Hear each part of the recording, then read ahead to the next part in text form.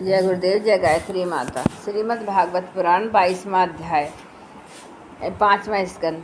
भिन्न भिन्न ग्रहों की स्थिति और गति का वर्णन। भगवान, आपने जो कहा है कि यद्यपि भगवान सूर्य राशियों की ओर जाते समय मेरु और ध्रुव को दाईं ओर रखकर चलते मालूम होते हैं, किंतु वस्तुतः उनकी गति दक्षिणावर्त नहीं होती। इस विषय को हम किस प्रकार समझें?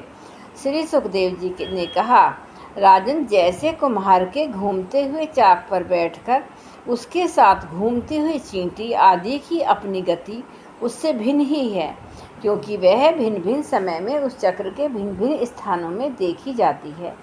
उसी प्रकार नक्षत्र और राशियों से उपलक्षित कालचक्र में पड़कर ध्रुव और मेरु को दाएं रखकर घूमने वाले सूर्य आदि ग्रहों की गति वास्तव में उससे भिन्न ही है, क्योंकि वे काल भेद से भिन्न भिन्न राशि और नक्षत्रों में देख पड़ते हैं। वेद और विद्वान लोग भी जिनकी गति को जानने के लिए उत्सुक रहते हैं, वे साक्षात आदि पुरुष भगवान नारायण ही लोगों के कल्याण और कर्मों के शुद्धि के लिए अपने वेद में विग्रह काल को 12 मासों में विभक्त कर बसंत आदि 6 ऋतुओं में उनके यथा योग्य गुणों का विधान करते हैं। इस लोक में वर्ण आश्रम धर्म का अनुसरण करने वाले पुरुष वेदतरीय द्वारा प्रतिपादित छोटे बड़े कामों में इंद्र आदि देवताओं के रूप में और योग के साधनों से अंतर्यामी रूप में उनकी श्रद्धा पूर्वक आराधना करके सुगमता से ही परम पद प्राप्त कर सकते हैं। भगवान सूर्य संपूर्ण लोकों की आत्मा है। वे पृथ्वी और भूलोक के मध्य में स्थित आकाश मंडल के भीतर कालचक्र में स्थित होकर 12 मासों को भोगते हैं, जो संवत्सर के अवयव हैं और मेष आदि राशियों के नाम से प्रसिद्ध है। इनमें से प्रत्येक मास चंद्रमान से शुक्र और कृष्ण 2 पक्ष का, पितृमान से 1 रात और 1 दिन का तथा सौरमान से 2.25 नक्षत्र बताया जाता है। जितने काल में सूर्यदेव इस संवत्सर का 6ठा भाग भोगते हैं, उसका वह अवयव ऋतु कहा जाता है। आकाश में भगवान सूर्य का जितना मार्ग है, उसका आधा वे जितने समय में पार कर लेते हैं, उसे 1 अयन कहते हैं, तथा जितने समय में वे अपनी मंद तीव्र और समान गति से स्वर्ग और पृथ्वी मंडल के सहित पूरे आकाश का चक्कर लगा जाते हैं, उसे अमांतर भेद से संवत्सर, परिवत्सर, ईड़ावत्सर, अनुवत्सर तथा वत्सर कहते हैं। इसी प्रकार सूर्य की किरणों से 1 लाख योजन ऊपर चंद्रमा है। उसकी चाल बहुत तेज है, इसलिए वह सब नक्षत्रों से आगे रहता है। वह सूर्य के 1 वर्ष के मार्ग को 1 मास में, 1 मास के मार्ग को 2.25 दिनों में और 1 पक्ष के मार्ग को 1 ही दिन में तय कर लेता है।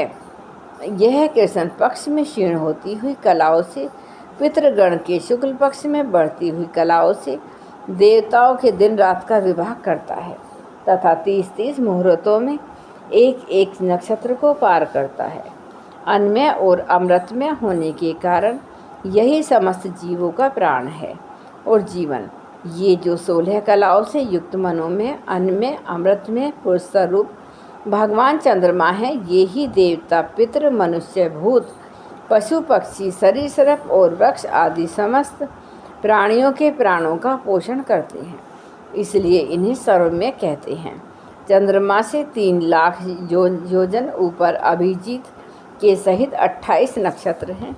भगवान ने इन्हें काल चक्र में नियुक्त कर रखा है, अतः ये मेरु को दाईं ओर रखकर घूमते रहते हैं।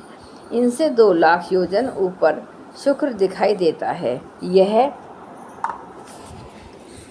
सूर्य की शीघ्र मंद और समान गतियों के अनुसार उन्हीं के समान कभी आगे, कभी पीछे और कभी साथ साथ रहकर चलता है। यह वर्षा कराने वाला ग्रह है, इसलिए लोगों को प्राय सर्वदा ही अनुकूल रहता है। इसकी गति से ऐसा अनुमान होता है कि यह वर्षा रोकने वाले ग्रहों को शांत कर देता है। शुक्र की गति के साथ साथ बुध की भी व्याख्या हो गई।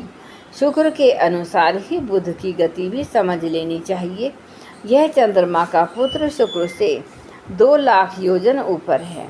यह प्राय मंगलकारी ही है, किंतु जब सूर्य की गति का उल्लंघन करके चलता है तब बहुत अधिक आंधी, बादल और सूखे भय की सूचना देता है।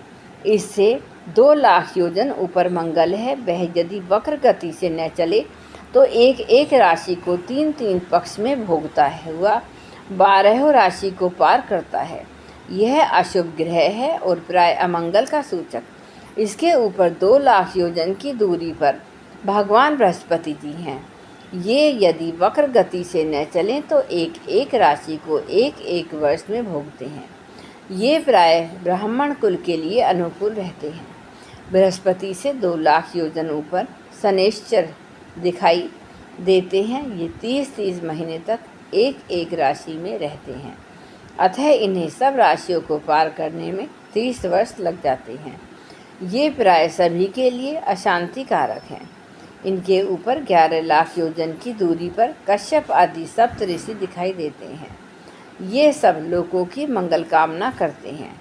वे भगवान विष्णु के परम पद ध्रुव लोक की प्रदक्षिणा किया करते हैं। जय गुरुदेव, जय गायत्री माता।